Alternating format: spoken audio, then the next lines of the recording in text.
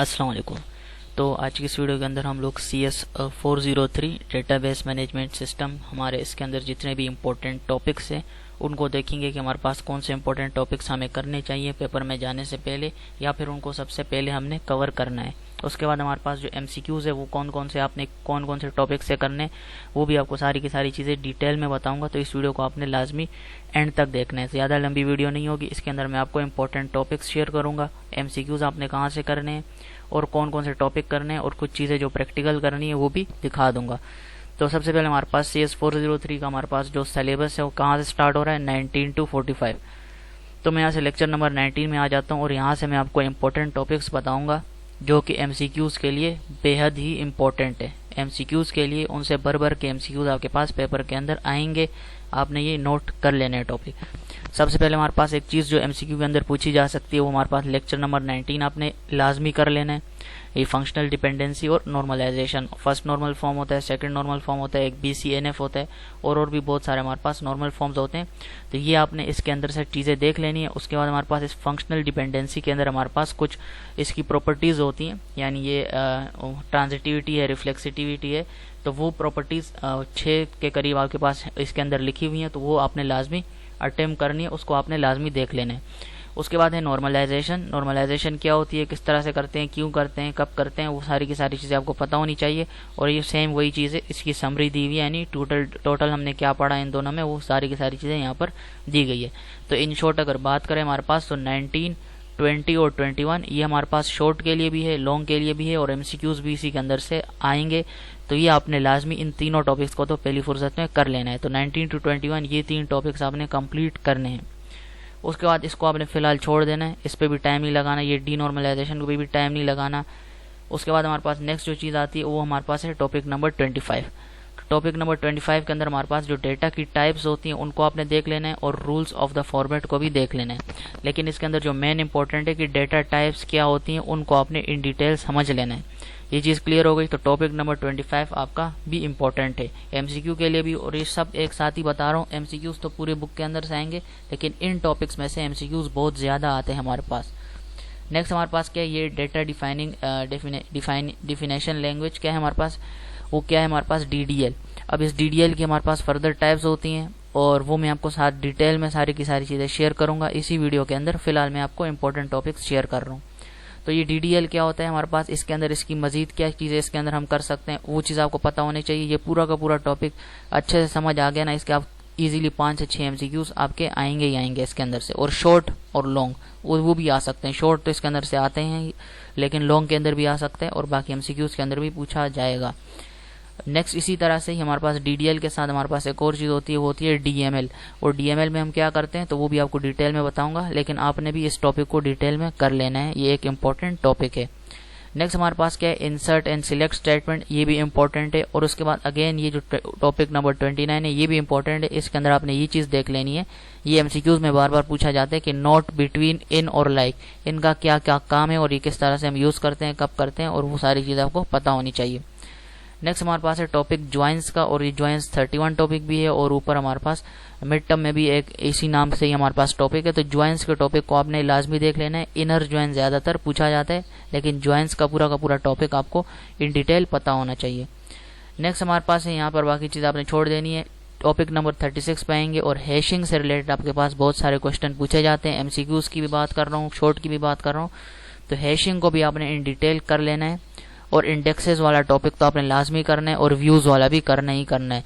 तो ये जो टॉपिक हमारे पास जब मल्टीपल डिटेल्स में आ रहे होते हैं, एक टॉपिक के साथ 3 टॉपिक्स या 3 पार्ट्स में डिवाइड होता है, उस टॉपिक को चाहे किसी भी सब्जेक्ट का हो, उसको तो आपने पहली फुर्सत में करना ही करना होता है। अब नेक्स्ट ये सारे के सारे टॉपिक इंपॉर्टेंट है, तो अब मैं ही नहीं कहूँगा कि ये छोड़ दो, पहली फुर्सत में आपने ये करना है। इंडेक्सेस का पूरा टॉपिक करना है आपने। उसके बाद व्यूज़ क्या होता है हमारे पास वो करना है। ट्रांजैक्शन क्या होता है, इससे रिलेटेड MCQs बार बार पूछे जाते हैं। ये व्यू और इंडेक्स से रिलेटेड MCQ पूछा जाता है, ट्रांजैक्शन से रिलेटेड भी MCQ पूछा जाता है। और हमारे पास जो व्यू वगैरह होते हैं, इसके लिए हमारे पास शॉर्ट में आपसे पूछते हैं कि व्यू के लिए हम क्या कोड लिखते हैं, या इसी तरह से आपके पास चीज़ें MCQs में भी पूछी जाती हैं। इंडेक्स से रिलेटेड भी पूछा जाता है आपसे। तो ये चीज टॉपिक्स बता रहा हूँ, शॉर्ट के लिए भी है, MCQs के लिए भी है, और लॉन्ग भी आएंगे। और बाकी मैं आपको डिटेल में चीज़ें समझाता भी हूँ, किस तरह से क्या चीज़ें पहले करनी है, कौन सी करनी है। उसके बाद हमारे पास ट्रांजैक्शन भी आपने कर लिया। और नेक्स्ट है हमारे पास रिकवरी। तो रिकवरी से रिलेटेड हमारे पास एक एमसीक्यू आ सकता है, इसके अंदर से भी एमसीक्यू आता है, लेकिन मैं आपको ये नहीं कहूँगा पहली फुर्सत में ये करो, तो आपने ये भी कर लेना है। अब बात करते हैं, अब आपने सारे टॉपिक्स कर लिए, अब टाइम बचा हुआ है, तो बाकी का जो टॉपिक्स रह गए आप उनको भी देख सकते हो। अब कहाँ से देखना है वो मैं आपको बता देता हूँ। आपने यहाँ से इनके लेक्चर नहीं सुनने वीयू वालों के, अगर आप ये सुनोगे तो आप टाइम ज़ाया करोगे अपना। 50 मिनट का एक लेक्चर होता है, 50 मिनट के अंदर आप जो है अपना आधा कोर्स जो है वो कंप्लीट कर सकते हो। तो यहाँ से आपने लेक्चर नहीं सुनने, कक्का आपको एक भी चीज़ समझ नहीं आने वाली, यहाँ पे आप अपना टाइम ही ज़ाया करोगे। तो यहाँ से आपने एक भी लेक्चर नहीं सुनना। यहाँ पे आपने करना क्या होता है, अब मान के चलो कोई भी लेक्चर अगर आप सुन रहे हो, यहाँ से मैं किसी भी लेक्चर पर क्लिक कर देता हूँ, फिर मैं आपको बताता हूँ कि आपने उसके अंदर देखना क्या होता है और कैसे चीज़ें जो है नोट करनी होती है। बस उसी चीज़ को आपने यूट्यूब पे जाके सर्च करना होता है। अब मैं यहाँ से इस पर क्लिक करता हूँ, नॉर्मलाइजेशन।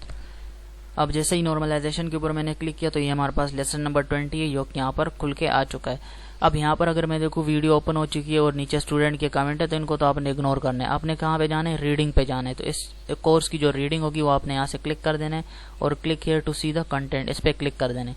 अब आप जैसे ही आओगे, आपने क्या किया, टॉपिक क्या है, नॉर्मलाइजेशन है, और इस टॉपिक के अंदर आपने क्या पढ़ा है, सेकंड नॉर्मल फॉर्म क्या होता है, थर्ड नॉर्मल फॉर्म क्या होता है, ये कोड नॉर्मल फॉर्म क्या होता है, हायर नॉर्मल फॉर्म क्या होता है, और उसकी समरी दी हुई है।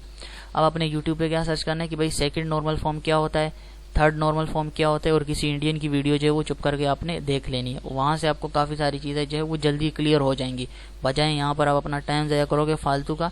तो यहाँ पे टाइम ही ज़ाया कर रहे हैं, तो यहाँ पे उन्होंने कुछ खास बताया हुआ नहीं है, बस वैसे ही फालतू की बातें हो रही हैं। और पेपर से रिलेटेड अगर आपने चीज़ें डिटेल में देखनी है तो फिर हैंडआउट्स को आपने लाजमी फॉलो करना है। तो मेन चीज़ क्या है, यहाँ से टॉपिक उठाओ, यूट्यूब पे सर्च करो, और जो इंपॉर्टेंट टॉपिक्स बताएं पहले, सबसे पहले उनको इसी तरह से आपने कवर करते जाने। अब ये नहीं है नॉन मेन टॉपिक लिख दिया, नॉर्मलाइजेशन क्या होती है, शुरू हो गए। इसके अंदर भी आपने देखने, क्योंकि जैसे इसके अंदर जो है मल्टीपल टॉपिक्स कवर किए गए हैं, तो आपने वो भी देखना कि इसके अंदर मजीद कौन कौन से टॉपिक्स इन्होंने डिस्कस किए हैं। पास तरह से होते हैं कि पीछे एक और टॉपिक रह गया, अगला वाला टॉपिक है, नाम जो है वो मेन टॉपिक का होता है, लेकिन उसके अंदर पिछला वाला लेक्चर होता है या आगे वाला भी अटैच हुआ होता है। तो वो चीज़ें हैं कि आपने मेन टॉपिक्स निकाल लेने हैं, बाकी यूट्यूब पर ही आपने सर्च करके चीज़ें देखनी है। अब इसके अंदर भी एग्जांपल दिए हुए हैं, लेकिन ये समझाने के लिए आपको समझ तो आना चाहिए, लेकिन वो आपको समझ नहीं आएगा यहाँ से वीडियो देखने में। तो आप इस चीज़ को देखोगे, फिर उसके बाद आपने ये रीडिंग करनी है, और यहाँ से भी एमसीक्यूज पूछे जाते हैं। ये वही हमारे पास है कि हैंडआउट्स के एमसीक्यूज हैं जो कि हमसे इस तरह से पूछे जाते हैं। तो यहाँ से आप इसकी रीडिंग भी कर सकते हो अगर टाइम है आपके पास। ये टॉपिक कर लिया आपने, इसी तरह हर एक के लिए आपने इसी तरह से रूल फॉलो करना है। अब बढ़ते हैं हमारे पास बाकी जो टॉपिक्स हैं जो इम्पोर्टेंट है, जिसको हम बोलते हैं इम्पोर्टेंट, जो डीएमएल वगैरह मैं आपको दिखा चुका हूँ, डीडीएल, वो क्या चीज़ है और उनको किस तरह से करना है। और इनसे एमसीक्यूज भर भर के आते हैं, शॉर्ट और लॉन्ग में तो स्पेशली उसके 2 क्वेश्चन लाजमी आएंगे आपके पास, तो उसको देखते हैं। इसको मैं यहाँ से हटा देता हूँ। अच्छा, तो अभी तक हमने जो इम्पोर्टेंट टॉपिक्स देखे, अभी मैं वो दोबारा से आपके साथ शेयर कर देता हूँ। कहाँ से थे हम, 19, 20 और 21, ये 3 टॉपिक आपने लाजमी कर लेने हैं। यहाँ पे बल्कि लिख भी देता हूँ, 19, 20 और 21, ये 3 टॉपिक आपने पहली फुर्सत में कर लेने हैं। उसके बाद अगर नीचे आते हैं हम, हमारे पास नेक्स्ट टॉपिक क्या है, डेटा टाइप्स क्या होती हैं। डेटा टाइप्स कौन सा टॉपिक है, 25 टॉपिक है, तो 25 वाला टॉपिक भी आपने कर लेना है। उसके बाद 27 और 28, ये डीएमएल क्या होता है, सॉरी 26, 27 डीडीएल क्या होता है, डीएमएल क्या होता है। इन दोनों को तो मैं डिटेल में समझाऊंगा, क्योंकि इनसे भर भर के लॉन्ग भी आएंगे, शॉर्ट भी आएंगे, और आपसे शॉर्ट में जो है कोड वगैरह पूछा जाएगा, लॉन्ग में भी आपसे ये पूरा का पूरा टेबल बनाने को कहेंगे। वो किस तरह से चीज़ें होती हैं, सारी की सारी चीज़ें मैं अभी आपके साथ शेयर करूंगा।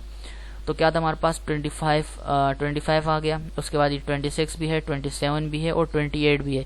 इंसर्ट और सिलेक्ट स्टेटमेंट क्या होता है ये भी आपको पता होना चाहिए।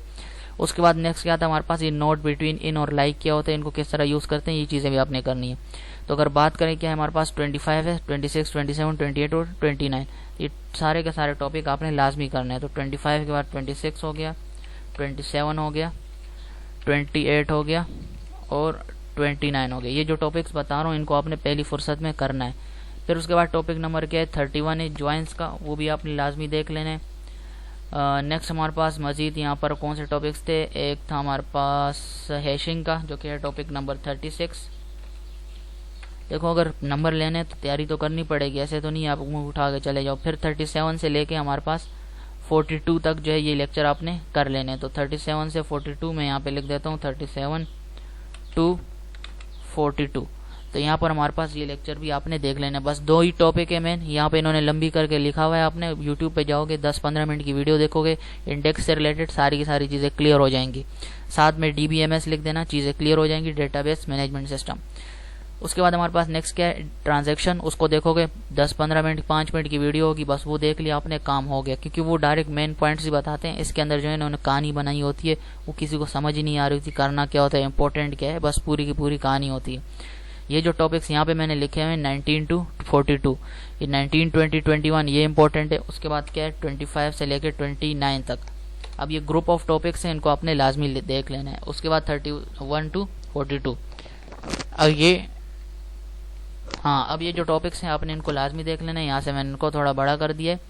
19 ये सारे के सारे टॉपिक आपने कवर कर लेने हैं। अब यहाँ तक चीज़ें क्लियर हो गई। अब हम बढ़ते हैं, ये जो DDL और DML वाली चीज़ें थी, ये किस तरह से करते हैं हम, और इसको हमने किस तरह से करना होता है, पेपर में किस तरह लिखना होता है, लॉन्ग और शॉर्ट इसमें अंदर किस तरह से आते हैं।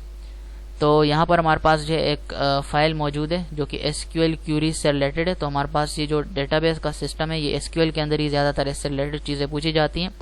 और ये PDF जो है मेरे को मिली थी इंटरनेट से, और ये हमारे पास है जुनैद जो कि जिन्होंने ये बनाई हुई है, तो वो मैंने इंटरनेट से उठाई हुई है। और इसके अंदर काफ़ी सारी इंपॉर्टेंट चीज़ें लिखी हुई हैं जो कि मुझे अच्छी लगी, और वही मैं आपके साथ शेयर करने जा रहा हूँ।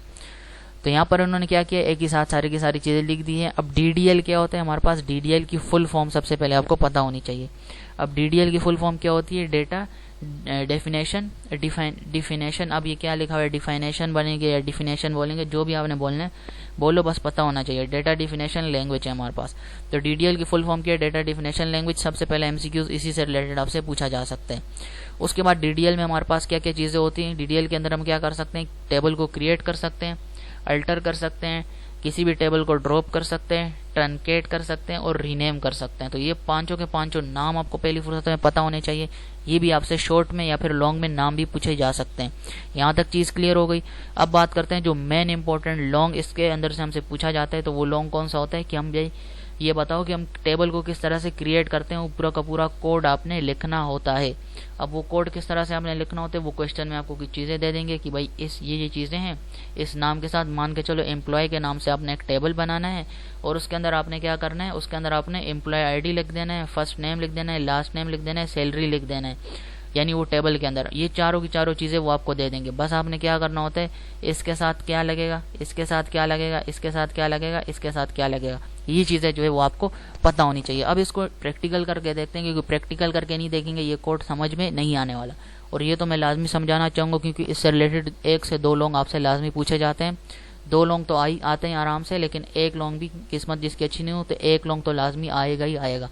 तो अगर आपको ये सिंपल सा कोड समझ में आ गया, यहाँ पे कुछ मिस्टेक भी हैं थोड़ी बहुत, तो वो हम जब करके दिखाऊंगा मैं आपको चीज़ें समझ आ जाएंगी। अब ये कोड बना बनाया नहीं आएगा, पहली चीज़।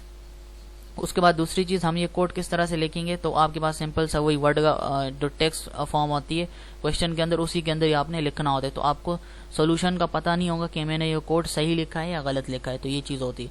अब चलते हैं, इसको प्रैक्टिकल करके मैं दिखाता हूँ, ऐसे ही समझ नहीं आने वाला। तो सबसे पहले मैं क्या करूँगा, ये जो MySQL है इसको एक्सेस करने के लिए ये जो लोकल जैम वाला हमारे पास सॉफ्टवेयर है, इसी को ही मैं लोकल सर्वर है इसी को ही ओपन करूंगा। और यहाँ से मैं अपाची और MySQL को ओपन कर दूंगा, यानी स्टार्ट कर दूंगा। अब क्या होता है हमारे पास, ये हम क्यों ओपन करते हैं। अब ये प्रैक्टिकल क्या आपने देख लिया होगा कि जब असाइनमेंट आया था हमारे पास, उसके अंदर जो प्रैक्टिकल का असाइनमेंट था उसके लिए हमने इसका यूज़ करके जो है प्रैक्टिकल को सोल्व किया था। उसी के अंदर कोडिंग लिखी थी SQL की, तो वो इसी के थ्रू हम करेंगे। लेकिन प्रैक्टिकल पेपर के अंदर आपके पास क्या होगा, ये चीज़ नहीं होगी, तो आपने सिंपल टेक्स्ट के अंदर लिखना है। लेकिन यहाँ पे मैं आपको प्रॉपर रन करके दिखाऊंगा ताकि चीज़ समझ में आए। एक दफ़ा समझ में आ गई तो आप वो टेक्स्ट के अंदर इजीली लिख पाओगे। तो यहाँ से मैं इसको ओपन करता हूँ, ये थोड़ा सा टाइम लेगा। एडमिन पे क्लिक किया है, अब ये लोड होगा। तो लोड होने के बाद मैं आपके साथ मिलता हूँ। हाँ जी, तो यहाँ पर हमारे पास जो ये ओपन हो चुका है। अब हमारे पास यहाँ पर हमने क्या करना होता है, तो सबसे पहले हमें अगर पूछे कोड के अंदर एक और चीज़ भी पूछी जा सकती है कि भाई आप बताओ कि हम डेटाबेस को किस तरह से क्रिएट करते हैं। तो याद रहे कि जब भी आपसे पूछे कि डेटाबेस हम किस तरह से क्रिएट करते हैं, तो सिंपल वही चीज़ है। आपसे प्रैक्टिकल में तो कोई चीज़ पूछी नहीं जाएगी, लेकिन मैं आपको प्रैक्टिकल में भी दिखा रहा हूँ। तो जब भी जैसे ही आप ये PHP में एडमिन यहाँ पर आओगे तो SQL के अंदर आपने जाना है, क्योंकि हम SQL का कोड लिखने जा रहे हैं। तो SQL के अंदर आप आओगे और यहाँ पर मान के चलो अब हमने डेटाबेस क्रिएट करना है। डेटाबेस क्या होता है, यहाँ पर ये जो साइड में लिखा हुआ है ना, ये रोल नंबर लिखा हुआ है, उसके बाद ये लिखा हुआ है, ये सारी की सारी चीज़ें क्या है हमारे पास ये डेटाबेस के अंदर आती है। जैसे ये सारे में टेस्ट है, CS403 ये रोल नंबर है। तो ये सारी की सारी चीज़ें क्या है हमारे पास, ये जब डेटाबेस बन जाता है तो यहाँ पर साइड में आ जाते हैं। बस आपसे पेपर में क्या पूछेंगे भाई, हमें कोड बताओ। शॉर्ट में भी पूछ सकते हैं आपसे, MCQ के अंदर भी पूछ सकते हैं कि डेटाबेस क्रिएट करने के लिए क्या कोड लिखते हैं। वो आपकी किस्मत है किस तरह का क्वेश्चन आपके पास आता है। तो अब यहाँ पर हमने क्या करना है, डेटाबेस क्रिएट करने के लिए हम क्या करते हैं, आपने कैपिटल में लिखना होता है क्रिएट। अब हमने क्या क्रिएट करना है, सिंपल इंग्लिश है, बस आपने माइंड इस्तेमाल करते जाना है। हमने क्रिएट क्या करना है, डेटाबेस। तो हम लिख दूंगा क्रिएट डेटाबेस, यहाँ पर आ भी रहा है क्रिएट डेटाबेस। और उस नाम, किस नाम से आप डेटाबेस क्रिएट करना चाह रहे हो, ताकि आपको पता तो हो किस नाम से डेटाबेस है। तो भाई मैं क्रिएट करना चाह रहा हूँ डेटाबेस, नाम उसको क्या दूंगा, मान के चलो अपने चैनल का नाम ही दे देते हैं VUMSH। अब ये जैसे ही मैंने लिख दिया, अब ये हमारे पास कोड डन हो गया। अब इसको हमने एज इट इज कॉपी कर लेना है, बल्कि कॉपी आप क्या करोगे, इसको आपने एज इट इज लिख देना है अपने उसके अंदर, टेक्स्ट की फॉर्म के अंदर, जो हमारे पास आंसर पूछा जाएगा। लेकिन अगर हमने इसको प्रैक्टिकल इधर रन करके दिखाना है कि यहाँ पर आ जाए, तो हम क्या करेंगे, यहाँ से गो के ऊपर क्लिक कर देंगे। और जैसे ही मैं क्लिक करता हूँ, यहाँ पर आपके पास जो है साइड में, यहाँ पर ये आप देख सकते हो VUMSH के नाम से एक डेटाबेस बन चुका है। अब इस डेटाबेस के अंदर हमने अपना बाकी का काम करना है, ताकि हम जो है वो चीज़ों को बना सकें। अब जैसे ही मैं इसके ऊपर क्लिक करता हूँ, यहाँ से सिलेक्ट हो गया, और फिर वापसी SQL में जाऊँगा, क्योंकि सारा का सारा काम यहाँ पे होगा, SQL के अंदर ही होगा। अब हमारे पास चीज़ क्या पूछी जा रही थी, हमारे पास ये रहा हमारे पास, इसके अंदर हमसे क्या चीज़ पूछी जा रही है कि भाई आप एक टेबल क्रिएट करो। आपसे क्वेश्चन इस तरह से पूछेंगे कि भाई आप एक टेबल क्रिएट करो, उसके अंदर एम्प्लॉय के नाम से, और उस एम्प्लॉय के अंदर आपने जो टेबल के अंदर जो कॉलम्स होंगे हमारे पास, वो कौन कौन से हमारे पास होंगे, एक एम्प्लॉय आईडी होगा, फर्स्ट नेम होगा, लास्ट नेम होगा, और सैलरी होगी। बस ये कहेंगे, बस आपने टेबल बनाना है। इन्फॉर्मेशन दे दी मैंने, आपने टेबल बनाना है। तो टेबल बनाने के लिए क्या करूंगा मैं, अब यहाँ से मैं इसके अंदर बनाऊंगा। ये कोड आपने पहले नहीं लिखना, ये डेटाबेस का इसलिए बताया कि इसका अलग से भी आपसे पूछ सकते हैं कि डेटाबेस के लिए क्या कोड होते हैं, किस तरह से बनाते हैं। क्रिएट डेटाबेस और जो नाम दिया होगा वो लिख देंगे। लेकिन अब हम क्या बात करेंगे, मेन क्वेश्चन जो कि लॉन्ग में पूछा जाता है कि भाई आप टेबल को क्रिएट करो। तो टेबल को किस तरह से क्रिएट करते हैं वो देखते हैं। तो टेबल को क्रिएट करना है आपने, सेम वही चीज़ दोबारा होगी। तो हम क्या लिखेंगे, क्रिएट, क्या क्रिएट करना है भाई, क्रिएट करना है हमने टेबल। क्रिएट टेबल मैंने लिख दिया, चीज़ क्लियर हो गई। लेकिन किस नाम से करूं भाई, अब डेटाबेस के अंदर मल्टीपल टेबल्स होंगे, तो मुझे नाम भी तो पता होना चाहिए किस नाम से टेबल है। तो क्रिएट टेबल, नाम उन्होंने क्या बताया था, नाम उन्होंने बताया था कि भाई एम्प्लॉय के नाम से बनाओ टेबल। तो ये एम्प्लॉय यहाँ से कॉपी कर दूंगा, और यहाँ पे मैं लिख दूंगा क्रिएट टेबल एम्प्लॉय। अब आपने इसको छोड़ देना, ये कैपिटल है, स्मॉल है, ये आपसे इसका कोई लेना देना नहीं है। आपने ये चीज़ जो है इसको कैपिटल में लिख देना है, क्योंकि ये हमारे पास जो चीज़ें होती हैं कोडिंग के लिए, स्पेशली SQL है, तो इसके अंदर यही काम करेगा। तो ये चीज़ आपने जो है इसी तरह से लिखनी है। बाकी ये जो है हम अब खुद से लिख रहे हैं, तो खुद से कोई नाम दे रहे हो, खुद से चीज़ लिख रहे हो, तो वो आपने जिस तरह मर्जी है उस तरह से आप लिख सकते हो। तो ये मैं E कैपिटल कर देता हूँ, चलो E कैपिटल कर देते हैं ताकि थोड़ा सही लगे। तो यहाँ पे मैंने एम्प्लॉय लिख दिया। अब मैंने टेबल क्रिएट कर दिया। अब टेबल के अंदर मेरे पास मल्टीपल जो है वो कॉलम्स के ऊपर जो टॉप पे आती हैं वैल्यूज। कॉलम किस तरह से होता है ये तो आपको पता ही होगा। कॉलम टेबल हम जब बनाते हैं, ये टेबल बन गया। अब इसके अंदर मुख्तलिफ इस तरह के कॉलम बने होंगे। पहला कॉलम हो गया, दूसरा हो गया, तीसरा हो गया, मान के चलो ये 4 सही है हमारे पास। अब से पूछा क्या जाता है कि आप भाई इस तरह के जो है इसके अंदर जो है 4 कॉलम की जो है मेन टाइटल लिखने होते हैं बेसिकली आपको। अब यहाँ पे आपने क्या लिखना है, मान के चलो अगर मैं ये स्टूडेंट्स के लिए बना रहा हूँ तो यहाँ पर एम्प्लॉय के लिए, तो एम्प्लॉय की क्या होगी, बोलेंगे एम्प्लॉय आईडी बनाओ। एम्प्लॉय आईडी के नाम से एक कॉलम बनाओ। एम्प्लॉय की सैलरी के नाम से बनाओ। मतलब इस तरह से आपसे चीज़ें पूछी जाएंगी। बाकी फिर जब आपने डेटा इंसर्ट करना होता है इसके अंदर, तो आप बोलोगे कि भाई इसके अंदर जो है यहाँ पे इंसर्ट होना चाहिए। एम्प्लॉय आईडी जो है 1 है, इस तरह दूसरे नंबर के अंदर क्या है 02 है। इसी तरह से आपने चीज़ें इसके अंदर ये बाद वाली कहानी है। आपको क्या बोलते हैं, बस आपने ये एक टेबल बनाना है और टेबल के अंदर आपने ये जो टॉप में जो वैल्यूज़ है इनको एंटर करना होता है। बस हमारा ये सिंपल सा काम है, करना कुछ नहीं होता। बस हमने प्रैक्टिस नहीं की होती, हमें पता नहीं होता। बस इसी वजह से हम जो है मुँह उठा के वापसी आ जाते हैं, बोले कोड है नहीं आ रहा। तो क्या लिखा मैंने, टेबल क्रिएट करना है, क्रिएट टेबल लिखा, एम्प्लॉय लिख दिया। अब मैं एंटर करूँगा और यहाँ पर आपने क्या लगाना है, ये ब्रेसेस लगा देनी है। उसके बाद यहाँ से क्लोज कर देनी है। अब आपने एक चीज़ याद रखनी है कि स्टार्टिंग यहाँ से हो रही है और क्लोजिंग भी सेम हो रही है, तो ऐसा कभी नहीं होगा। तो यहाँ पर आपने 2 मजीद ये कॉलन लगा देने, और ये मैं आपको दिखा भी देता हूँ जूम करके, यहाँ से आप देख सकते हो। तो अब यहाँ आपने ये कॉलन सेमी कॉलन लगा दिया, ब्रेसेस लगे। अब यहाँ तक चीज़ क्लियर हो गई। अब मैंने क्या करना है, टेबल के अंदर जो हमारे पास जो चीज़ें थी दी हुई थी उनको हमने एंटर कर देना है। जो चीज़ें गिवन थी हमारे पास वो क्या थी, एक एम्प्लॉय आईडी था, एम्प्लॉय आईडी ये आपके पास क्वेश्चन में गिवन होगा, तो मैं यहाँ से एम्प्लॉय आईडी को लिख देता हूँ। अब नेक्स्ट जो चीज़ थी हमारे पास, अब हमारे पास एम्प्लॉय आईडी है, वो तो उन्होंने दिया हुआ था। अब एम्प्लॉय आईडी क्या है, एक एम्प्लॉय आईडी क्या है हमारे पास, यहाँ पर आप देख सकते हो इन्होंने क्या लिखा हुआ है, इंट। इंट क्यों लिखा हुआ है कि एम्प्लॉय आईडी क्या है, एक नंबर है, तो इसको अंदर किसके अंदर स्टोर करेंगे, इंटीजर के अंदर। तो इसलिए हमने क्या किया भाई, एम्प्लॉय आईडी जो है वो एक नंबर के अंदर होगी, तो हमने क्या किया इसको इंट, और इंट हमारे पास स्मॉल में आएगा, इंट के अंदर हम इसको स्टोर करेंगे। अब यहाँ पर ये क्लोजिंग साइन जो होगा उसको आपने लाजमी याद रखना है। तो दो इंपॉर्टेंट चीजें होती हैं यहाँ पर, वो आपको लाजमी पता होनी चाहिए। जब भी हमारे पास मल्टीपल फील्ड्स होती हैं तो उसके एंड में हम क्या लगाते हैं, उसके एंड में हम लगाते हैं कॉमा। तो ये सिंपल सा कॉमा हम जो है वो लगाते हैं। अब यहाँ पे इन्होंने क्या लगाया है, ये सेमीकोलन लगाया है, ये हमारे पास है गलत, ये है 100% गलत। ये कॉलन कहाँ पे आएगा, सेमीकोलन एंड में आता है, इन ब्रेसेस के एंड में। तो यहाँ पे ये वैलिड है, लेकिन यहाँ पर जो है वो आप नहीं लिख सकते, यहाँ पर कॉमा ही आएगा, हमेशा हमेशा कॉमा आएगा। तो ये इस कोड के अंदर पहली मिस्टेक थी, तो वो मैं आपके साथ शेयर कर दिया हूँ, तो आपने ये चीज नोट कर लेनी है। उसके बाद सेकंड जो चीज थी उनसे क्या पूछी जा रही है कि भाई अपने फर्स्ट नेम के नाम से भी बनाना है। उन्होंने ये चीज नहीं बताई थी, ये हमने खुद लिखना है, क्योंकि हमने इसके अंदर फिर वही वैल्यूज कॉलम के नीचे इंसर्ट भी करनी होगी। तो हमने पता तो होना चाहिए हमने क्या एंटर किया हुआ है। तो यहाँ से हम जो अब सेकंड चीज हमारे पास क्या था, फर्स्ट नेम था। तो फर्स्ट नेम मैंने लिख दिया। अब ये तो नाम उन्होंने दिया हुआ था, मैंने एज इट इज लिख दिया। अब ये फर्स्ट नेम क्या है, ये करेक्टर्स है ना हमारे पास मल्टीपल, तो मैं यहाँ पे क्या यूज करूंगा, हमारे पास यहाँ पर यूज होता है कैपिटल के अंदर वेरिएबल और करेक्टर। ये ग्रीन हो गया, ये ग्रीन क्यों हो रहा है, इसका मतलब है ये इनकी अपनी वैल्यूज हैं। ये जो क्रिएट टेबल ब्लू हो रहा है, तो ये एसक्यूएल के अंदर अपने हमारे पास कुछ टर्म्स होते हैं, और ये जो इंट लिखा हुआ है हमारे पास क्या, ये है डेटा टाइप। तो ये डेटा टाइप मैंने यहाँ पे लिख दिया।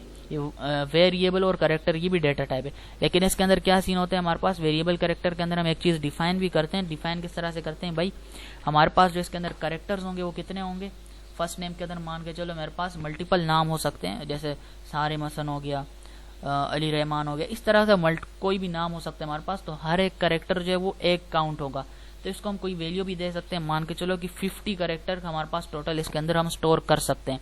अब करेक्टर और वेरिएबल के अंदर हमारे पास एक मेन डिफरेंस होता है, वो भी आपको पता होना चाहिए। तो जो भी करेक्टर होते हैं हमारे पास इस तरह से स्टोर होता जाता है, इस तरह से स्टोर होता जाता है। अब पहला नाम एक डब्बे में आ जाएगा, दूसरा दूसरे में आ जाएगा, तीसरा नाम करेक्टर जो है तीसरे में, चौथे में, इस तरह से जो है सारा का सारा सीन चलता रहता है। अब करेक्टर जो होता है वो इस तरह से खाली के डब्बे बने होते हैं, बाकी के डब्बे भी बने होंगे इसी तरह से। अब जब हम अलग करेक्टर की बात करते हैं तो करेक्टर में क्या होता है, यहाँ पर मान के चलो अपना नाम ही लिख देता हूँ, SARIM। अब यहाँ से मैंने चीजें लिख दी। अब बाकी के डब्बे जो है वो भी मौजूद होते हैं। अब मैंने इसको कितने दिए, 3 4 5 6 7 8 9। अब करेक्टर को मैंने 9 मतलब खाने दिए कि भाई इसके अंदर 9 करेक्टर स्टोर हो सकते हैं। तो करेक्टर अगर जब हम अलग से यूज करते हैं तो इसके अंदर हमारे पास इस तरह के 9 डब्बे तो आ जाते हैं, लेकिन वो बाकी के क्या होते हैं, खाली होते हैं, जो कि शो होते हैं। लेकिन जब हम ये वेरिएबल करेक्टर दोनों साथ यूज करते हैं, यानी ये वेर और करेक्टर, ये दोनों जब हम एक साथ यूज करते हैं, उसके बाद इसको कोई वैल्यू देते हैं, यही सेम वैल्यू में अगर इसको दे दूं 9, तो 9 से क्या होगा, अब ये 9 टेबल तो होंगे लेकिन ये इसके आगे नहीं जाएगा, लेकिन क्या होगा, ये सिर्फ और सिर्फ यहाँ पे आके क्लोज हो जाएगा। यानी इसके अंदर कम वैल्यूज है तो यहाँ पर आके खत्म हो जाएगा। यानी हमारे पास जो बाकी की जो फालतू की स्पेसिंग है वो नहीं आएगी, लेकिन करेक्टर में ही फालतू की स्पेसिंग आती है, जिसकी वजह से ज्यादा जो है स्पेस हमारे पास आ जाता है। तो हमें फालतू का जो स्पेस है वो यहाँ से हम रिमूव ऑटोमेटिकली हो जाता है जब हम ये वेरिएबल करेक्टर को यूज करते हैं। हमने 9 यूज किया, कोई मसला नहीं है। अब वो ऑटोमेटिकली जितनी जगह घेरना है उस नाम ने, उस करेक्टर्स ने, वो उतनी घेर लेगा, बाकी की जगह खुद ही कंप्रेस हो जाएगी, रिमूव हो जाएगी। तो ये जो हमारे पास है ये वेरिएबल करेक्टर का जो है एक इंपॉर्टेंट पॉइंट है। अब कोई भी नाम है वो इतना बड़ा तो नहीं होगा करेक्टर का कि 50 करेक्टर पे चला जाए, तो उसी के अंदर ही चीज क्लियर हो जाएगी और मुझे कोई मसला भी नहीं होगा। नाम जितना भी होगा उतना आ जाएगा, बाकी डब्बे जो है वो क्लोज ऑटोमेटिकली हो जाएंगे। तो 50 मैंने इसको इसलिए दे दी है। अब फर्स्ट नेम के बाद दूसरी चीज क्या है हमारे पास, वो है लास्ट नेम। ये डिटेल में इसलिए समझा रहा हूँ क्योंकि इसी से ये एक लॉन्ग लाजमी बनेगा आपका, तो समझ आना चाहिए। एंड में मैंने कोमा लगा दिया, कोमा लगा दिया, ये चीज आपने माइंड में लाजमी याद रखनी।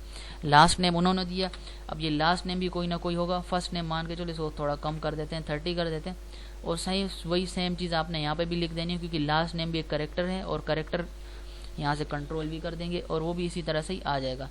जो स्पेसिंग है हमारे पास यहाँ पर आपने हर एक चीज का जो है वो ख्याल रखना होगा। सही है, यहाँ तक चीज क्लियर होगी। अब मैंने कोमा लगा दिया। अब उसके बाद नेक्स्ट जो चीज थी वो क्या थी, सैलरी थी। अब आप सैलरी को देखो, यहाँ से एज इट इज लिख देंगे सैलरी। अब सैलरी मैंने लिख दिया। अब सैलरी किस में होती है, वो भी इंटीजर्स में होती है हमारे पास। जैसे एम्प्लॉय आईडी है 0122163, तो ये नंबर्स होते हैं हमारे पास। इसी तरह हमारे पास सैलरी जो है वो भी नंबर्स में होती है, 20,000, 30,000, 3,000, 4,000, तो ये क्या है, एक नंबर है। तो नंबर के लिए हम क्या यूज़ करेंगे, इंट यूज़ करेंगे। स्मॉल में आपने लिखना है, ये चीज़ आपने याद रखनी। इंट मैंने लिख दिया। और अब आपने क्या करना है, कॉमा आपने नहीं लगाना। कॉमा क्यों नहीं लगाना, यही मेन चीज़ थी जो कि मैं बताना चाह रहा था। जो दो इंपॉर्टेंट चीज़ें हैं, स्टार्टिंग लाइन में आपने कॉमा लगा दिया, ठीक है, सेकंड में लगा दिया, ठीक है, तीसरे में आपने कॉमा लगा दिया। कॉमा हम क्यों लगाते हैं, जब हमें पता होता है कि इसके बाद अगली लाइन भी आनी है। तो जब अगली लाइन आनी होती है तो इसीलिए हम जो है वो कॉमा लगाते हैं। तो जब हमें पता चल गया कि सैलरी जो है हमारे पास वो लास्ट लाइन है, इसके बाद कोई दूसरी लाइन नहीं है, तो हमने कॉमा नहीं लगाना। ये रूल है, ये मैं खुद से नहीं बता रहा। अब यहाँ पे आप कॉमा लगाते हो तो साइड में ये एरर आ जाता है, assemble name was expected near, ये ब्रेसेस बनाई हुई है। अब ये आपको ये एरर समझ नहीं आएगा, लेकिन मेन चीज़ क्या हमारे पास, आप ये जो यूज़ कर रहे हो इसी वजह से बाकी के एरर आ रहे हैं। अब मैंने यहाँ से क्लोज कर देना है, क्योंकि मजीद अब मुझे ऐड नहीं करना, इसको आपने एज इट इज छोड़ देना है, और कोई सिंबल भी नहीं लगाना, बस इसको एज इट इज आपने छोड़ देना है। अब इसको मैं वापसी जूम आउट करता हूँ, इसको रन करके दिखाता हूँ। अब ये हमारे पास चीज़ बन गई है जो हमसे पूछी जा रही थी। हमसे क्या पूछा जा रहा था कि भाई एक टेबल क्रिएट करो एम्प्लॉय के नाम से, और उसके अंदर ये जो चीज़ें हैं वो ऐड कर दो। मैंने ऐड कर दी। उसके बाद ये जो हमारे पास डेटा टाइप है वो हमने खुद दिया। वेरिएबल कैरेक्टर कब यूज़ होता है, ये कब यूज़ होता है, एंड कब यूज़ होता है, क्लोजिंग में क्या लिखते हैं, ये किस तरह से बनाते हैं, इन डिटेल सारी की सारी चीज़ें जो है वो समझा दी हैं। अब आपको कोई मसला नहीं आना चाहिए। ये मैंने लिख दिया। अब यहाँ से गो पे क्लिक करता हूँ। अब जैसे ही मैंने गो पे क्लिक किया तो आपने क्या बोला, यहाँ पर MySQL return an empty result set 0 रोज, और यहाँ पर सारी की सारी चीज़ें लिख दी। और ऊपर क्या लिखा हुआ है, क्रिएट टेबल एम्प्लॉय, तो एम्प्लॉय के नाम से टेबल क्रिएट कर दिया। आपके पास क्वेश्चन भी इसी तरह से लिखा हुआ आएगा, बस उसके अंदर क्या होगा, ये जो एंट है ये नहीं होगा, ये चीज़ नहीं होगी, ये भी नहीं होगा, और साथ में ये भी नहीं होगा। बाकी की सारी चीज़ें आपको ऑलरेडी गिवन होगी, बस आपने उस तरह से उसको सेट करना है जो चीज़ें मैंने आपको समझा दी। अब हमने क्या करना है, ये एम्प्लॉय है ना, इसके ऊपर आप यहाँ पर आप देख सकते हो ये VMSH के अंदर हमारे पास ये एक टेबल बन चुका है। अब इस पर मैं क्लिक करता हूँ। अब जैसे ही मैंने इसके ऊपर क्लिक किया तो यहाँ पर आप देख सकते हो एम्प्लॉय आईडी के नाम से आ चुका है, फर्स्ट नेम भी आ चुका है, लास्ट नेम भी, और सैलरी भी आ चुका है यहाँ पर। अब इसी के अंदर वैल्यूज किस तरह से टेबल के अंदर इंसर्ट करते हैं वो एक अलग से आपसे एक क्वेश्चन पूछा जा सकता है। MCQ में भी पूछा जा सकता है, शॉर्ट में भी पूछा जा सकता है कि भाई ये हमारे पास एक टेबल है, employ ID, first name, last name, salary, सारी चीज़ें दे देंगे, कॉलम ये है, ऐसे करो पहली लाइन के अंदर हमारे पास ये वैल्यूज जो है वो एंटर करके दिखा दो। अब वो किस तरह से करते हैं वो भी एक इंपॉर्टेंट चीज़ है, वो भी मैं आपको बताऊंगा। लेकिन ये जो अभी तक ये जो चीज़ बताइए कि टेबल किस तरह क्रिएट करते हैं, सिर्फ सिंपल सी चीज़ थी, क्या करना था, एंट लिखना था, वेरिएबल कैरेक्टर लिखना था, और बस यही चीज़ करनी थी, बाकी कुछ भी नहीं करना था। बस क्या था, हमें नॉलेज थी कि टेबल किस तरह क्रिएट होता है, वो चीज़ क्लियर हो गई। अब नेक्स्ट की तरफ चलते हैं। हमारे पास क्या होता है, अल्टर टेबल किस तरह से करते हैं। अब इसको आपने चीज़ों को डिटेल में देख लेना है। अब ये छोटी छोटी चीज़ें हैं, ड्रॉप टेबल किस तरह करते हैं, ट्रंकेट टेबल किस तरह करते हैं, वो सारा का सारा कोड आपने देख लेना है। अब मेन चीज़ क्या करनी है, अब ये जो लोकल होस्ट है इसको आपने लाजमी कर लेना है, प्रैक्टिस के लिए भी कर लेना है। ये जो कोड्स आपके पास लिखे हैं ताकि आपको पता हो सही है गलत है। अब सही गलत का पता कैसे चलेगा, जब ये एरर आपको देगा, जैसे ये एरर दे उसी कोड को कॉपी करो और चैट जीपीटी में जाओ। अब जैसे ही मैं मान के चलो मैं इसी कोड को ही मैं आपको रन करके दिखा देता हूँ। ये जो कोड है, एरर का पता कैसे चलता है हमें। अब ये जो कोड है मैं इसको कॉपी कर लेता हूँ, ये भी टेबल का ही कोड है ना, मैंने इसको कॉपी किया। अब यहाँ पे मैं आया वापसी इसके अंदर, और यहाँ से मैं न्यू पे क्लिक करता हूँ।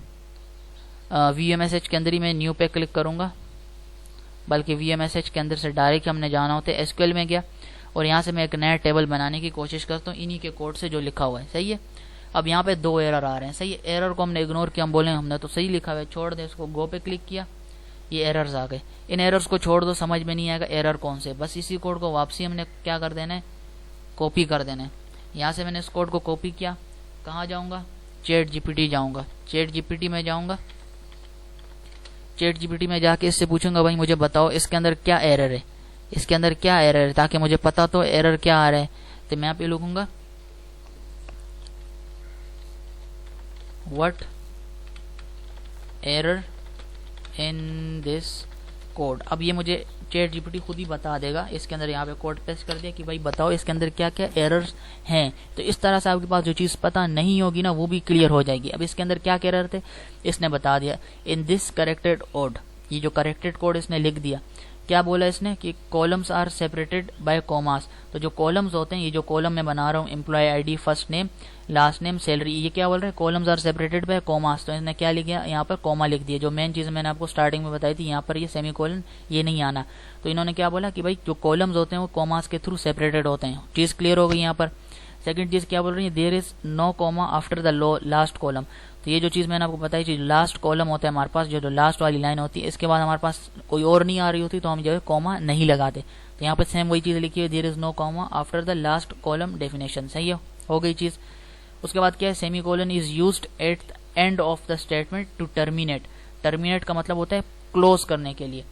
Assuming environment uses semicolon to terminate statement. अब सेमीकोलन हमने यहाँ पे यूज किया हो तो इसने ये चीज हमारे लिए क्लियर कर दी कि आपने यहाँ पे कभी भी यूज नहीं करना, वो हम यहाँ पे यूज करते हैं ताकि हम इस प्रोग्राम को खत्म कर रहे हैं। क्रिएट टेबल यानी टेबल यहाँ पे बन गया, खत्म हो गया। जिस चीज समझ आ गई, बस यही चीज आपने करनी थी। अब इसी कोड को कॉपी करो और वापसी उधर जाओ, और यहाँ पे मैं इसको वापसी से पेस्ट करूंगा इसकी जगह पे। और अब मैंने यहाँ पे क्या करना है, एम्प्लॉय की जगह मैं ऐसे करता हूँ, कुछ भी नाम लिख देता हूँ ताकि वही सेम के नाम ना आए। सही है, नाम वही सेम आएगा तो पता नहीं चलेगा। ये मैंने लिख दिया, गो पे क्लिक करूंगा, यहाँ पे आप देख सकते हो ये FG प्लॉय के नाम से बन गया। इस पे मैंने क्लिक किया, ये आप देख सकते हो वही सेम चीज बन चुकी है। इस तरह से आपने एरर्स को सॉल्व करना होता है ताकि आपको खुद चीज क्लियर हो। डायरेक्ट किसी भी चीज को अंधा अपने आंखों पे पट्टी बांध के फॉलो नहीं करना होता, क्योंकि पेपर में फिर मसले होंगे आपको। अब अगले ने आपको चीजें निकाल के दे दी, अब आपने उसको खुद रिसर्च करना है कि सही लिखी हुई है गलत लिखी हुई है। इतना तो आपने करना ही करना है, और इसी से आप जो चीजें अच्छे से सीख पाते हो। अब ये टेबल क्रिएट किस तरह करते हैं, चीज हो गई। अब इसी तरह अगर हम किसी टेबल का लॉजिकल स्ट्रक्चर देखना चाहते हैं, मान के चलो अब मैं देखना चाह रहा हूँ कि भाई अब यहाँ पे भी ये मसला है, ये चीज नहीं आनी, इसके साथ सिर्फ और सिर्फ ये डिस्क्राइब एम्प्लॉय ही आना है। अब मान के चलो मुझे किसी टेबल को देखना है। अब मैंने 2 टेबल क्रिएट कर लिया ना, अब इसी तरह मल्टीपल टेबल्स होंगे। मुझे देखना है कि भाई ये जो एम्प्लॉय वाला टेबल है मुझे ये देखना है, तो मैं अपने डेटाबेस के अंदर जाऊंगा, SQL में जाऊंगा, और यहाँ पे मैंने वो कोड कौन सा लिखना है। तो उसके लिए हम कोड लिखते हैं कि डिस्क्राइब करो किसको, जो एम्प्लॉय के नाम से टेबल है वो डिस्क्राइब करो। बस ये चीज आपने लिख देनी है, सिर्फ डिस्क्राइब लिखना है। उसके बाद जो टेबल आपको देखना है डेटाबेस के अंदर, वो टेबल का नाम लिख देना है। गो पे क्लिक करूंगा। अब जैसे ही गो पे क्लिक किया, उठा के इसने मेरे को वापसी उसी पे पटक दिया। जो क्या था हमारे पास, एम्प्लॉय आईडी, वो क्या था हमारे पास, first name, last name, salary. ये सारी की सारी फील्ड्स थी जो कि इन कॉलम की फॉर्म में मौजूद थी, जो कि हमारे पास किसके अंदर है, एम्प्लॉय के अंदर मौजूद है। तो इस तरह से हम जो किसी भी टेबल को डायरेक्टली देख सकते हैं। नेक्स्ट ये हमारे पास अल्टर कमांड क्या होता है, वही सेम चीज यहाँ पे लिखी हुई है, इसको आपने रन करके देख लेना है। अब मैं फालतू में वीडियो लंबी नहीं करना चाहूंगा। और एक और चीज बता देता हूँ, ये जो ट्रंकेट है ये एक इंपॉर्टेंट है और ड्रॉप इंपॉर्टेंट है। शॉर्ट में आपसे किस तरह पूछते हैं, भाई डिफरेंस बताओ ड्रॉप और ट्रंकेट के दरमियान में क्या डिफरेंस है। इंग्लिश में आपने टाइप करके लिख देना है, बस ये डिफरेंस है ट्रंकेट और ड्रॉप के दरमियान। और इसके कोड को आपने रन करके देख लेना है। और ये अगर कोड रन नहीं कर रहा, सही किस तरह से पूछना है, चैट जीपीटी से आपने पूछ लेना है। अब नेक्स्ट चीज हमारे पास क्या है, DML data manipulation language. Again एक इंपॉर्टेंट टॉपिक है। इसके अंदर जो इंपॉर्टेंट चीज आपसे पूछी जा सकती है कि भाई बताओ कि हम इंसर्ट किस तरह से वैल्यूज को करते हैं। अब मैंने ये टेबल तो बना लिया, अब ये तो कॉलम है, इनका मुझे क्या करना है, फालतू है, बस टेबल बन गया। फालतू तो नहीं है, खैर हमने ये बना लिया। अब मैं ये फालतू वाला जो है इसको हटा देता हूँ ताकि एक ही रहेगा तो समझ में चीजें आएंगी। अब ये एम्प्लॉय वाला टेबल आ चुका है। अब हमने किसी वैल्यू को अगर इंसर्ट करना होता है तो इंसर्ट वाली चीज कहाँ से होती है, DML के थ्रू होती है। तो DML से हमने जो डेटा स्ट्रक्चर लिखी हुई होती है इसे इंसर्ट कर सकते हैं, अपडेट कर सकते हैं, डिलीट कर सकते हैं। तो DML के थ्रू, इसका फुल फॉर्म क्या है, डेटा मैनिपुलेशन लैंग्वेज। इसके अंदर हम क्या करते हैं, इसके थ्रू इंसर्ट कर सकते हैं, अपडेट कर सकते हैं, डिलीट कर सकते हैं। ये तीनों नाम आपको पता होने चाहिए। ये भी आपसे शॉर्ट में 3 नंबर में पूछा जा सकता है कि भाई DML के अंदर हम क्या क्या कर सकते हैं, इंसर्ट कर सकते हैं, अपडेट कर सकते हैं, डिलीट कर सकते हैं। अब अगर हमने कोई वैल्यू इंसर्ट करनी होती है तो ये एक इंपॉर्टेंट है, तो इसको मुझे समझाना जरूरी है। बाकी जो अपडेट करना है, डिलीट करना है, वो भी आपने यहाँ से देख लेना है, उसको बाद में हमने देख लेना है। सबसे पहले इंसर्ट की बात करते हैं, जो कहानी लिखी हुई है। इंसर्ट करने के लिए हमने क्या करना होता है, अब मान के चलो मुझे वैल्यूज इंसर्ट करनी है पहली लाइन के अंदर। वो वैल्यूज क्या होनी चाहिए, ये वैल्यूज है हमारे पास। ये जो एम्प्लॉय आईडी था कॉलम था, फर्स्ट नेम का कॉलम है, लास्ट नेम का कॉलम है, सैलरी एक कॉलम है। अब मुझे अगर कोई वैल्यू इंसर्ट करनी है तो मैं क्या कोड लिखूंगा, ये कोड लिखूंगा। इसको मैं एज इट इज कॉपी कर लेता हूँ, कौन ख्वारी करे बाबा खुद से लिखने की। वापसी कहाँ पे जाएंगे, अपने मेन डेटाबेस। जाना आपने वही डेटाबेस के अंदर ही है, टेबल के अंदर नहीं घुस जाना, डेटाबेस के अंदर जाएंगे। यहाँ से कंट्रोल भी कर दिया। अब मैंने यहाँ पे कुछ चीजें लिखी हैं। पहले क्या चीज लिखी हुई है, इंसर्ट इनटू। इंसर्ट इनटू कहाँ करना है, मुझे वैल्यू इंसर्ट करनी है। इंसर्ट इनटू कहाँ पे इंसर्ट करूं, एम्प्लॉय के अंदर इंसर्ट करो। ये जो टेबल है इसके अंदर इंसर्ट करो, लेकिन कैसे इंसर्ट करो, कोई सीक्वेंस भी तो पता नहीं है वैल्यूज की। तो मैंने क्या कहा कि सबसे पहले क्या आ रहेगा, एम्प्लॉय आईडी आ रहा है मेरा, सबसे पहला कॉलम एम्प्लॉय आईडी का है, उसके बाद फर्स्ट नेम का है, फिर लास्ट नेम का है, फिर सैलरी का है। उनके अंदर क्या करो, वैल्यूज जो है उनको इंसर्ट करो। वैल्यूज कौन सी है, वैल्यूज ये रही, ये वैल्यूज हैं, इनको जाके इंसर्ट करो। तो ये वैल्यूज इंसर्ट करेंगे तो चीज क्लियर हो जाएगी। और एक और चीज, यहाँ पे ये जो फिनिशिंग होती है हमारे पास, यानी क्लोजिंग सिंबल होता है, क्योंकि यहाँ पे कोई स्टार्टिंग वाला नहीं है, बस क्लोजिंग का ही हमने लिखना होता है जब हमने वैल्यूज इंसर्ट करनी होती है। अगर मुझे मजीद वैल्यूज इंसर्ट नहीं करनी, यानी मल्टीपल रोज होती हैं, पहली रो हो गई, दूसरी रो हो गई, यहाँ पे ये चीज क्या कर रहे हैं हमारे पास, एम्प्लॉय आईडी मैंने बोला तो ये पहले कॉलम के अंदर 9 को ले चला जाएगा, फर्स्ट नेम के अंदर ये सेकंड वाले को, यानी जो कॉलम के पोजीशन है उसी के मुताबिक ही इस तरह से लेके चला जाएगा। करना क्या होता है, 2 कॉमास के अंदर वैल्यू लिखनी होती है, करेक्टर और करेक्टर लिख देंगे और इसके बीच में कॉमा लिख दिया, चीज क्लियर हो गई। अब अगर ये इसको पहले मैं रन करके दिखा देता हूँ, और वैल्यूज नहीं है तो मैंने डायरेक्ट ये ऑप्शन लगा दिया और ब्रैकेट के बाद ये लगा दिया। अब यहाँ से मैं इसको गो कर लेता हूँ। अब जैसे ही गो किया, 1 रो इंसर्टेड, यानी एक रो इंसर्ट हो गई जो आपने लिखा हुआ था। ये कोड इंसर्ट इनटू एम्प्लॉय के अंदर इंसर्ट करो, ये नाम लिख दिए जो कि कॉलम के ऑलरेडी आपके पास गिवन होंगे, बस उसके अंदर ये वैल्यूज आपने इंसर्ट करनी थी, इंसर्ट कर दी। एम्प्लॉय के अंदर जाऊंगा, अब जैसे ही मैं एम्प्लॉय के अंदर गया, आप देख सकते हो अब एम्प्लॉय आईडी के अंदर पहली वैल्यू क्या आ गई 9, फिर आ गया नाम फर्स्ट नेम, फिर लास्ट नेम, फिर सैलरी भी उसकी आ गई। अब इसी तरह वापसी व्यू मैसेज में जाऊंगा। अब अपने बाकी के रोज अगर इंसर्ट करने, वही सेम मेथड है, सेम प्रोसीजर है, कोई ज्यादा लंबी कहानी नहीं है। इसी तरह आपने बाकी के इंसर्ट कर देने। बाकी इंसर्ट अगर आपने करने, मान के चलो मुझे बाकी के भी इंसर्ट करने, अब आपने दोबारा ये लिखने की जरूरत नहीं है आपको। एक सेकंड में सारा समझा ही देते हैं यार। पहले तो मैं इसको कॉपी कर लेता हूँ, सही है, बल्कि ये तो हो गया, ये इस तरह से कॉपी किया मैंने, यहाँ पे गए, कंट्रोल V किया, सही है। यहाँ तक चीज क्लियर होगी। इंसर्ट करो इनटू एम्प्लॉय के अंदर, और वैल्यूज कौन कौन सी, इसको नीचे ले आओ भले और इसको सामने ले आओ वैल्यूज के, सही है। अब ये वैल्यू हो गई पहली। अब मुझे और भी इंसर्ट करनी है, मैं क्या लगा दूंगा, कॉमा लगा दूंगा। कॉमा लगाया तो एरर आ गया, उसने बोला भाई फिनिश तो करो स्टेटमेंट को, लेकिन हमने फिनिश अभी नहीं करना, हमने 2 और रोज भी इंसर्ट करनी थी। तो इंटर किया, फिर से मैंने यहाँ पे दूसरी रो इंसर्ट की, टैब दबा दिया, सही है। यहाँ तक चीज क्लियर हो गई। फिर दोबारा करनी है तो फिर मैं दोबारा लगा दूंगा, और फिर आखिरी दफा मैंने ये इस तरह से लगा देना है। चीज क्लियर हो गई। अब मैंने यहाँ पे मान के चलो 9 की जगह 10 कर दिया, 11 कर दिया। इसी तरह से जो है आप जो है इंसर्ट कर सकते हो। आपने एक ही दफा करना होता है, ये बार बार चक्कर नहीं लगाने होते, बस समझाने के लिए जो है थोड़ा सा आपको समझा रहा हूँ, इसीलिए जो है सारी की सारी रोज इंटर कर रहा हूँ। और आपसे पूछेंगे भी तो इतना यहाँ लंबी कहानी नहीं पूछेंगे, एक ही रोज ऐड करने का बोलेंगे, ज्यादा से ज्यादा 2 होंगी। ये इतना डिटेल में व्यू वाले नहीं पूछते, वो बोलते हैं भाई जल्दी जल्दी खत्म करो, घर जाओ। तो ये यहाँ पर एक और नाम लिख देता हूँ, कोई भी नाम लिख दो, टाइम नहीं अभी फालतू में। लास्ट टाइम को एज इट इज छोड़ देते हैं, सैलरी को छेड़ते हैं ताकि वैल्यूज समझ आए, सही है। अब यहाँ से मैं इसको गो करूँगा, हो गया, 3 रोज इंसर्ट हो गए। एम्प्लॉय में गया, अब हम यहाँ से देख सकते हो पहली दफा जब मैंने वैल्यू इंसर्ट की वो पहले नंबर पे ही आ रही है, उसके बाद मैंने दूसरी रो ये इंसर्ट की, तीसरी ये गई, फोर्थ ये की। लेकिन जब आप कोड लिख रहे हो, नया कोड लिख रहे हो, तो उसके अंदर आपने दोबारा से वो क्रिएट वाली कहानी लिखनी होगी। अगर आप एक साथ कर रहे हो तो एक ही दफा टॉप पे लिख दिया, दोबारा लिखने की जरूरत नहीं होती। अब ये चीजें आप देख सकते हो, इसी के अंदर सारी की सारी चीजें आ गई। अब ये थी मेन चीज, समझ आ गई ना। अब इसी तरह नेक्स्ट टॉपिक की तरफ बढ़ते हैं। अब अपडेट किस तरह करने हैं, तो अपडेट का कोड आपने लिख देना है। हम किसी जगह पे कोई वैल्यू लिख सकते हैं। अब जैसे स्टोर करना हो, इनमें से किसी दूसरी वैल्यू को स्टोर करना हो, यानी मान के चलो employ ID, first name, last name, salary की जगह हमने कोई और वैल्यू इंसर्ट करनी हो, तो उसके लिए हम जो कहें ये कोड यूज करते हैं, अपडेट का एम्प्लॉय सेट लास्ट नेम, ये सारी की सारी चीजें। लास्ट नेम की जगह ये आना चाहिए, एम्प्लॉय आईडी जो है वो 7 होगी, सिलेक्ट एम्प्लॉय टेबल के अंदर। तो ये वैल्यूज हम किसी वैल्यू को अपडेट करते हैं तो इसके लिए ये कोड रन करते हैं। इसको आपने कॉपी पेस्ट करके देख लेना है। डिलीट करने के लिए क्या रखते हैं, ये कोड लिख देते हैं। उसके बाद ये इंपॉर्टेंट टर्म्स है, मान के चलो आपके पास बना बनाया टेबल बना के दे देंगे, वही टेबल जिस तरह से होता है, सिंपल सा टेबल आपके सामने बना हुआ आ जाएगा। आपको बोलेंगे भाई मैक्सिमम सैलरी इसके अंदर फाइंड किस तरह करनी है, उसके लिए कोड लिखो।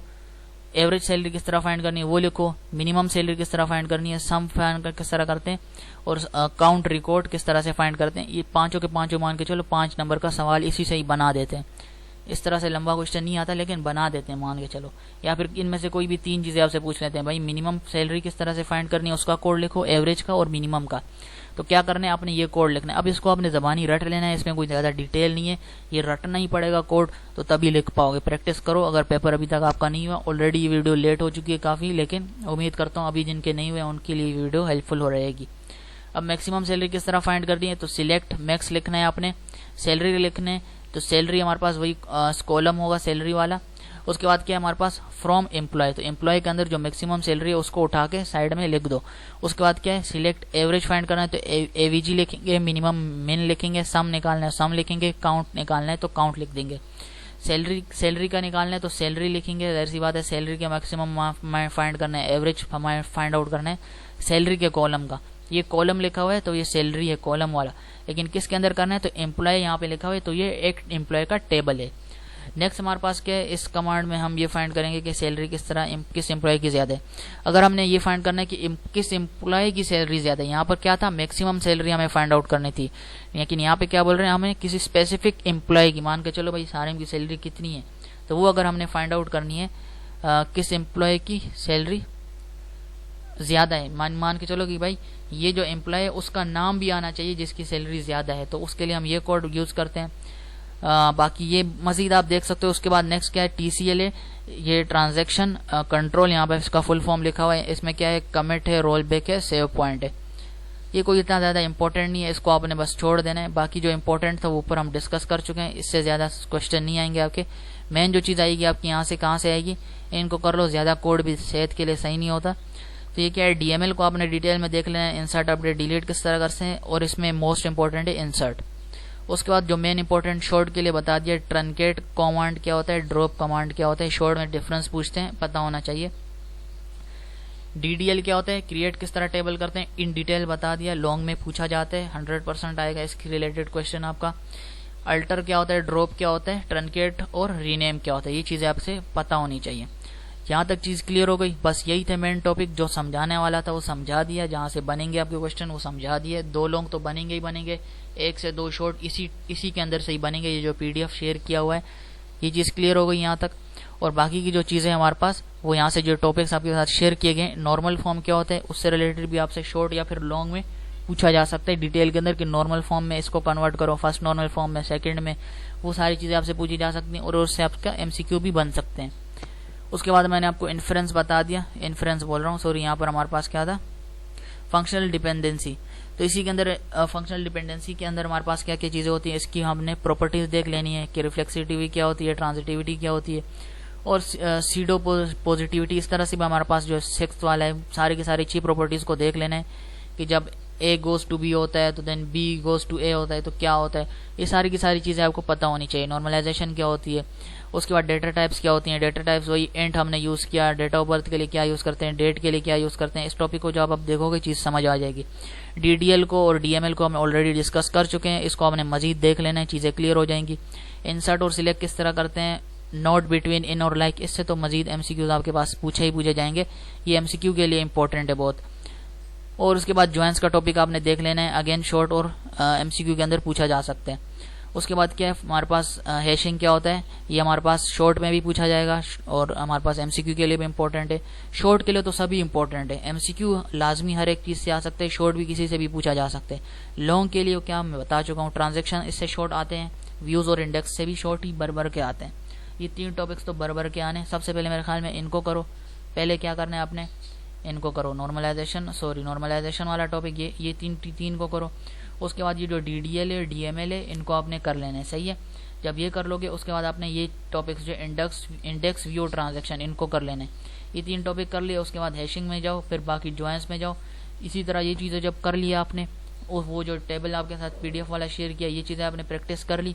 प्रैक्टिस करने के बाद सही तरीके से कर ली, चीज क्लियर हो गई। उसके बाद आपने बाकी चीजों में चले जाने, बाकी जो टॉपिक्स आपके रह गए उनको फिर आपने डिटेल में देख लेना है। तो ये जब आप करोगे 2 से 3 घंटा आपका इनमें चला जाएगा, सही है। यहाँ तक अगर अच्छे से करोगे, चीज क्लियर हो गई, 3-4 घंटे चले गए। उसके बाद जो बाकी के टॉपिक्स बच गए उनको कर लो, सही है। मजीद 3-4 घंटे लगा लो तो आपकी तैयारी हो जाएगी। लेकिन अगर आप 3-4 घंटे भी दे रहे हो इन टॉपिक्स को तो आपके इजीली कवर हो जाएंगे। और लेक्चर्स यहाँ से आपने नहीं देखने इनके, यही सेम टॉपिक जाओ, इनके रीडिंग में जाओ, रीडिंग से जाके जो टॉपिक्स इन्होंने बताए हुए हैं उनको जाके यूट्यूब पे सर्च करो, वीडियो देखो, कॉपी में नोट डाउन करते जाओ मेन पॉइंट्स। बाकी टाइम बचा तो इसके अंदर जो रीडिंग वाली चीजें हैं उनको रीड करो, हैंडआउट्स को रीड करने की जरूरत नहीं है। इनके अंदर जो टॉपिक्स के अंदर हमारे पास रीडिंग के लिए टॉपिक्स दिए होते हैं, इसमें हमने क्या कवर किया, उनको अगर आप रीड करते हो वहां से ही आपकी चीजें ऑलमोस्ट कवर हो जाएंगी। यहाँ पे शॉर्ट में लिखा होता है मेन पॉइंट्स को, चीज समझ आ गई। और बाकी वीडियोस भी मेरे चैनल पर जो है वो अपलोडेड है, CS301 से रिलेटेड, CS301 प्रैक्टिकल से रिलेटेड, और बाकी वीडियोस फिजिक्स से रिलेटेड भी अपलोडेड और बाकी भी इन फ्यूचर आएंगी। मिड टर्म के लिए भी अब आएंगी, दोबारा मिड टर्म अब शुरू हो जाएंगे, फाइनल अभी खत्म हो रहा है, तो बाकी वीडियोस भी चैनल पर अपलोडेड है, तो आप उनको भी देख सकते हो और बाकी अपलोड भी की जाएंगी। तो चैनल को आपने लाजमी सब्सक्राइब कर लेना है। अगली वीडियो में मिलेंगे। अल्लाह हाफिज़।